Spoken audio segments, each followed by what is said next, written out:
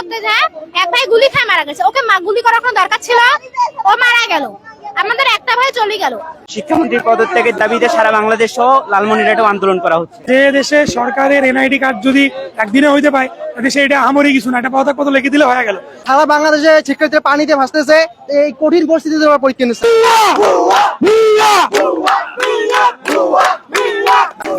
প্রিয় দর্শক, আপনারা দেখছেন এই মুহূর্তে লালমনিরহাট যে শহরের মিশন মোড় চত্বর রয়েছে, সেখান থেকে আপনাদের সাথে সরাসরি যুক্ত রয়েছি খবর লালমনিরহাট অনলাইনে। আমি আনিসুল ইসলাম রাজীব।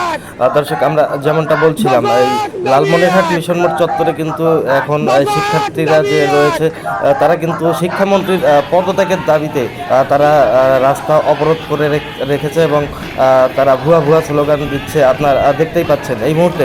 দর্শক, আরও একবার যদি জানিয়ে রাখি, এই মুহূর্তে লালমনিরহাটের মিশন মোড় থেকে সরাসরি খবর লালমনিরহাট অনলাইনে যুক্ত হয়েছি আমি আনিসুল ইসলাম রাজীব আপনাদের সাথে।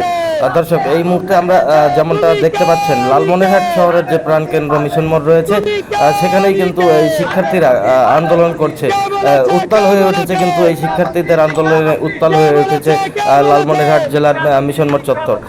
দেখতে পাচ্ছেন শিক্ষার্থীরা নানান স্লোগান দিচ্ছে, ভুয়া ভুয়া স্লোগান দিচ্ছে এবং তারা বলছে, যেমনটা বলছে যে এই কিছুদিন আগে শিক্ষামন্ত্রী যখন শিক্ষার্থীদের ব্রয়লারের মুরগি বলে একটি কথা বলেছিল, এই জন্যই কিন্তু শিক্ষার্থীরা আরও ক্ষিপ্ত হয়ে আজকে সারা বাংলাদেশের ন্যায় কিন্তু লালমনিরহাট মিশন মোড়েও চলছে এই যে শিক্ষার্থীদের যে আন্দোলন, উত্তাল হয়ে উঠেছে লালমনিরহাট। দর্শক, আরও একবার জানিয়ে রাখি, এই মুহূর্তে লালমনিরহাটের মিশন মোড় থেকে সরাসরি আপনাদের সাথে যুক্ত রয়েছি খবর লালমনিরহাট অনলাইনে আমি আনিসুল ইসলাম রাজীব। দর্শক, সাথেই থাকুন।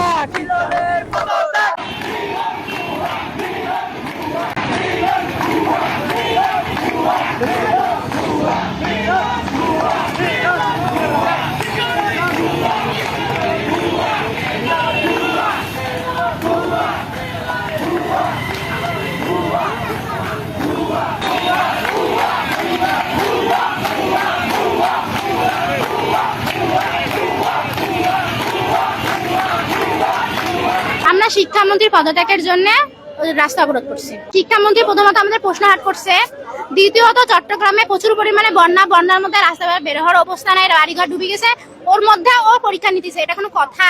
আমাদের ঢাকায় আন্দোলন করতে যায় এক ভাই গুলি খেয়ে মারা গেছে। ওকে গুলি করার কোনো দরকার ছিল? ও মারা গেল, আমাদের একটা ভাই চলে গেল। সারা বাংলাদেশে শিক্ষার্থীরা পানিতে ভাসতেছে, এই কঠিন পরিস্থিতিতে ওরা পরীক্ষা নিচ্ছে। আমাদের দাবি হলো একটাই, আমাদের এই যে পরীক্ষার যে রুটিনটা আছে এটা আবার রিপিট করতে হবে। এটা মানে আবার পরীক্ষা আবার পুনরায় নিতে হবে, ফিজিক্স পরীক্ষা আবার পুনরায় নিতে হবে। আমরা কোনো অটো পাস চাই না, এক কথায়। আমাদের জেলায় হয়তোবা পানি নেই, কিন্তু অন্যান্য জেলা, চট্টগ্রাম জেলা, তাদের ওখানে প্রায় এত দূর পর্যন্ত পানি। তারা কিভাবে পরীক্ষা দিবে? তারা তো পরীক্ষা দেওয়ার মতো কোনো ওয়ে নেই সেখানে। এদের ভুল করা হচ্ছে ফিজিক্সের মতো একটা বড় সাবজেক্টে, কঠিন সাবজেক্টে। এই কারণে আমরা শিক্ষামন্ত্রীর পদত্যাগের দাবিতে সারা বাংলাদেশ সহ লালমনিরহাটেও আন্দোলন করা হচ্ছে। যে দেশে সরকারের এনআইডি কার্ড যদি একদিনে হইতে পায়, দেশে এটা আমারই কিছু না, এটা পদত্যাগপত্র লিখে দিলে হয়ে গেল। তো আমরা সেই জায়গা থেকে আমাদের আমরা চেষ্টা করছি এবং আমাদের যে নির্দেশনা দেওয়া আছে সেই জায়গা থেকে আমরা চেষ্টা করছি।